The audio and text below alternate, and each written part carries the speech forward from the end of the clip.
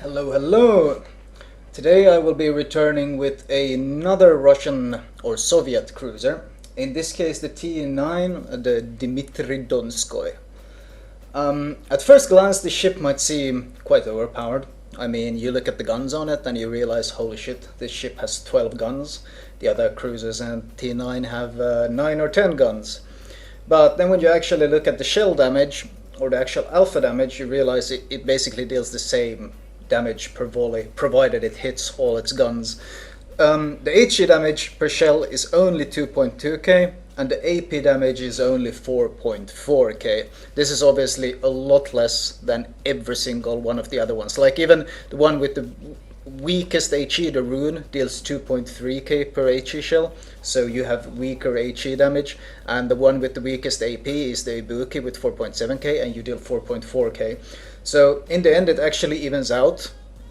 The fact that you have more guns is offset by the fact that your guns deal less damage per shell. On the other hand, you have a fire chance of 13%, which combined with your rate of fire, which is quite good. Your rate of fire is 4.8 shells per minute, which is slightly better than the Baltimore's 4.6, nowhere near the Baroon's 6.0. But ultimately you end up having quite a good fire chance because you're able to pump so many shells. And your default fire chance is 30%, not as good as, for example, the massive Ibuki 17%, but it's better than the Rune's 11%. So, in the end, ultimately, you don't really end up as a overpowered like a gunship in any ways, but you end up with a fairly balanced mix of HE and AP, thanks to the amount of guns you have. But there are some problems with this. First of all, as you can see, the gun angles are terrible. You have to expose a ton of broadside to be able to actually fire all these guns. You see when I angle my ship, like especially the back turret, the backmost turret, it has terrible angles. You see how it's already lagging behind? You can see how terrible these angles are. So in order to actually be able to fire all these turrets at an enemy, you have to give a ton of broadside. The reason why this is awful is because, first of all, you can see how massive this ship is. It's a huge ship. Not just in length, but you see how high it rises, how massive the superstructure is. There's basically a ton to shoot on this ship.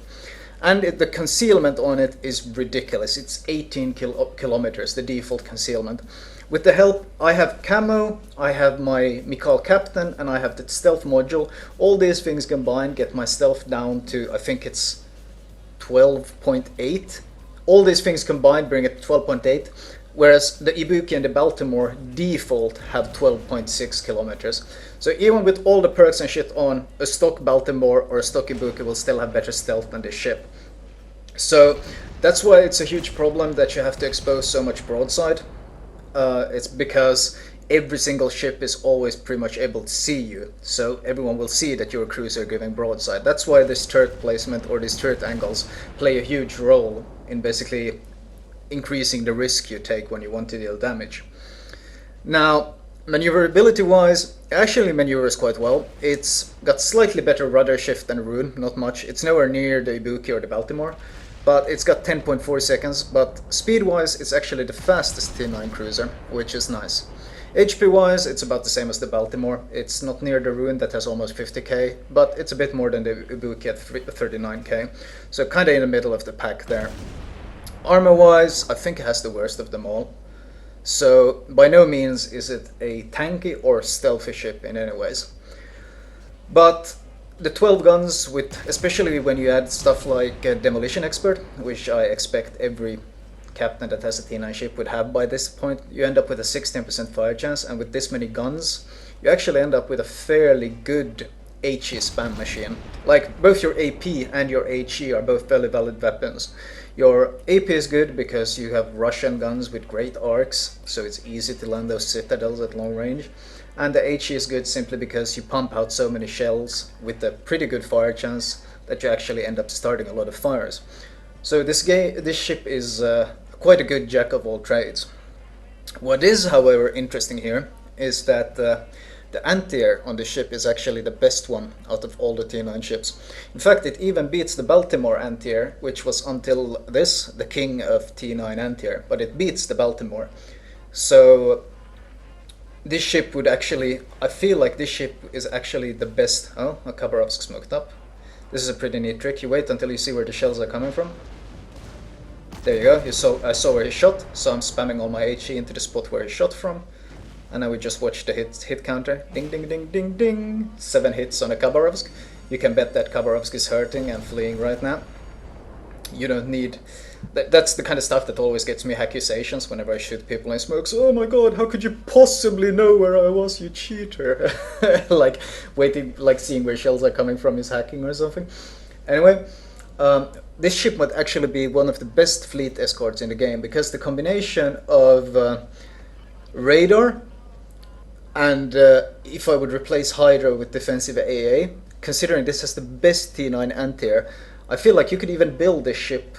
I do currently have it built for anti-air, but I feel you could even spec it for anti-air to increase the range and all this. And I feel like this would make an absolutely amazing fleet escort. Because first of all, you're not able to go off on a solo mission like you can in the other cruisers. Especially the Ibuki and Baltimore are great at just going off on their own little things, because they can use the stealth to ambush ships and stuff. Trying to do this in this ship just gets you spotted and shot at pretty much straight away. You're far too big and visible to be able to do anything stealthy in this thing. So instead, the one thing you are really good at is escorting your battleships around, provided they actually want to push, of course. But your combination of long range and the fact that you have strong AP and HE, meaning you can deal with all kinds of threats, and your very strong AA and the fact that you have radar, all this combined actually makes this Dmitri probably the best fleet escort at T9. In fact, I have a hard time seeing anyone better. Until this, I would have probably said the Baltimore. The Baltimore was the best against the CVs, and Rune was the best against DDs. But now that you can have both the radar consumable and the anti-air, I feel like this is a very strong jack-of-all-trades kind of cruiser. Now, if you were to ask me which is the best T9 cruiser, it actually becomes hard. Until this, I was pretty much convinced, pretty much certain that I thought the Rune was the best T9 cruiser. It's just so strong. You see my fires again. That guy was, what, almost 17 kilometers away when I set those fires on him. The range, the arcs, and the lots of shells means a lot of fires. But actually, saying which is the best T9 cruiser right now is pretty tough. Like, this actually plays quite differently than all the others because of the... It's forced to be very visible because of the crappy concealment. But on the other hand, it also has a lot of tools to deal with this. So... is it overpowered? Not really. Like, it doesn't have any real stats that makes it overpowered per se. You can't even, like, the Baltimore could surprise planes a bit because it had such low concealment that the planes didn't really see it until they started losing planes to the anti-air. But that doesn't happen really on the Dmitri because, once again, it's so goddamn visible. Like, look at this superstructure. You got 2 huge towers and just a huge superstructure. It's very easy to hit by almost all ships. Even HE spammers enjoy shooting this because look how much superstructure it is to hit with HE. It's just a lot of vulnerabilities on the ship. But on the other hand, there's also these strengths. So this is a bit of a unique ship. I would not call this one overpowered, but I actually think that this is quite a well-designed cruiser. In fact, this might be one of the best designed cruisers in terms of a cruiser that excels at escorting the majority of the fleet around. Now you can see my radar is on cooldown. I'm waiting to see if... I'm pretty sure there are DDs around, but I don't want to blow it, because once again this is a 4-minute cooldown. For those who haven't understood how this radar works, if you watch my hydroacoustic search guide, you probably know what proximity detection means and assured acquisition means. What radar does is increases your assured acquisition a massive amount to like 12 kilometers. Which means basically you spot everything within 12 kilometers, whether they are in a smoke, behind mountains, whatever, you spot it all. So DDs within your vicinity basically get scared or completely destroyed by this. It's kind of hard to actually kill DDs during this, but the thing that happens right now is that it makes DDs panic. But that's because DDs really aren't used to this whole new radar sweep thing. They have no idea how to react. Okay, I'm warning my team now. I'm about to radar sweep. So they don't just blow their guns on random shit, but instead keep them loaded. Of course, no one really listens or pays attention. But here I activate radar sweep. I spot the Kagera, the Khabarovsk, and the Benson. The Benson I spot behind a wall north of me. You can see him on the minimap. and the Kagero and the Khabarovsk are both spot inside smokes. Well, Kagero isn't smoke, but Khabarovsk is. Now, if they actually would have just chilled and avoided, everything would have been fine. But the Khabarovsk panicked. He started moving forward because he thought something else was detecting him. So he moved out of his smoke. And now his engine is broken and he's outside of smoke. Once again, had he just chilled, he would have been fine. But he fucking panicked. The Kagero panicked as well. He smoked up in a panic. Once again, he didn't even need to smoke up. It had no effect. He should have just like kited and turned away. But now this Khabarovsk is really fucked because he's got a broken engine again and he's out in the open. And for some reason, lately DDs have stopped using last stand. I have no idea why. Like, instead they go for this torpedo reload and shit. Oh, this guy has broken engine as well. I shot at him. I basically just killed 2 people with my radar sweep. And it wasn't actually radar sweep that killed Kagero and Khabarovsk. It was their own stupid panicking that killed them. But it was caused by the radar sweep. But I feel like a lot of DDs are going to have to relearn the game, because most of the time when I kill people with radar sweep, it's because they panic. They do something really dumb because they get detected. They get this panic reaction, oh shit, I'm spotted, I gotta do something, and then they do the dumbest possible thing and they just get wrecked. So, in this case, well, 2 DDs dead. That's what I meant about being a good fleet escort with this thing. Of course, yeah, what I was saying, I don't understand why DDs are no longer taking last stand. It's made it so much easier to kill DDs. I don't understand why they're specking out of it. I think they want the torpedo reload or some shit, but like, why would you do that? How is a 10% torpedo reload more important than saving your life? Both of the DDs could have survived if they had last stand. Both of them died simply because they wanted to get that 10% torp reload. It's so stupid, and I don't recommend it at all. I mean, if you're my opponents, you're free to do that because I enjoy having free kills and basically farming my KDA ratio, so please continue doing it. Please continue skipping last stand. It makes life very easy for cruiser players. Well, it makes life easy for everyone, even USDDs. Anyway, switching to AP, this Atago is giving a fair amount of broadside. I'm pushing in. We're pushing for their cap, since obviously I've been kind of leading our push down this entire side. Even though the battleships were a bit hesitant to follow, they have finally pushed all the way here and are helping out. No Citadel, but the AP damage, as you can see, is quite satisfactory. This is not a ship you want to be giving broadside to. I have landed some really nasty Citadel volleys with this thing as well. But once again, you have to expose a lot of broadside yourself if you want to fire. In fact, shooting backwards, your angles are better on this ship than pushing forwards. You're better at kiting away than you are pushing up. I think it has something to do with this back turret being just the backmost turret having really awkward firing angles. So when you actually push backwards, you get these better firing angles overall. And of course, kiting away always makes you a harder target to shoot, so that's a good thing. I don't really want to shoot at a Baltimore from the front because Baltimore bow armor is so strong, and once again, these are 180mm. Even if they're stellinium, they're not exactly that good at penetrating. As you can see there, 6 hits, 1.5k on a cruiser of the same tier. So you really need broadsides if you want to deal damage with this. There's torps here, but they're running out. So the Benson is clearly somewhere around. Unless there was the target torps, but I kind of doubt they would have gotten here already. So I'm pretty sure the Benson is somewhere around. I got 15 seconds to my radar. So I'm gonna get ready to deal with him soon. Switching to HE. Baltimore is guiding away, so I'm switching to HE for the zoom. Warning my team, I'm actually giving them 15 seconds of time. 11 hits of fire, that's what I mean. When you get so many shells, you kind of end up getting a lot of these fires on these battleships when you want them. Popped radar, let's see if I can spot him, the Benson.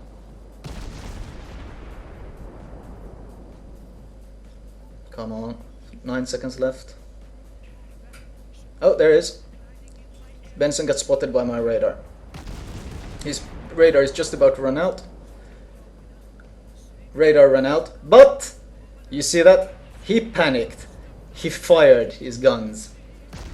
Once again, if he would have done nothing but just turn away and kite, then it would have been fine. But the classic knee-jerk reaction from a USDD, fuck, I'm spotted, I might as well shoot my guns. So that's exactly what he did, and he got himself spotted. Once again, it wasn't really the radar sweep. Well, the radar sweep was the thing that started it all along, but it was the panicky reaction of the DDs that actually increased the detection. Oh, one of my main turrets got destroyed, but it was the backmost one, so not really the end of the world. It just means I can angle better if I take it out of the equation now. Not bothering to waste the repairs since I'm being HE spammed. Getting a nice, just basically spamming HE on him and kiting away. There's turrets here. Could have been him or the Magi that destroyed my turret.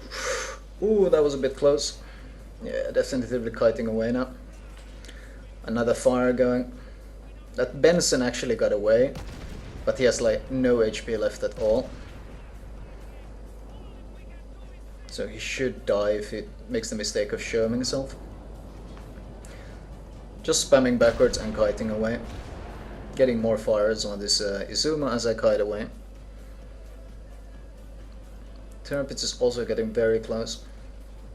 You can see that the HE damage itself is not very impressive. Like, the shells don't have a lot of alpha damage at all, but Witherer on a T9, so 6 hits, the HE damage I did was pitiful, but you can see the amount of damage the fires have been racking up. Witherer is when you deal 60k damage, so I've actually racked up 60k damage in fire damage while I've been fighting. That Izuma is dead, so I'm switching to the Turpitz. Yeah, it burned to death there, gave me an Arsonist. And there's the Benson. He popped up with no HP left. He should be dead very soon. If the Kagero or the Mikhail don't kill him, then I will. Oh, might turn towards me. I might overshoot. Yep.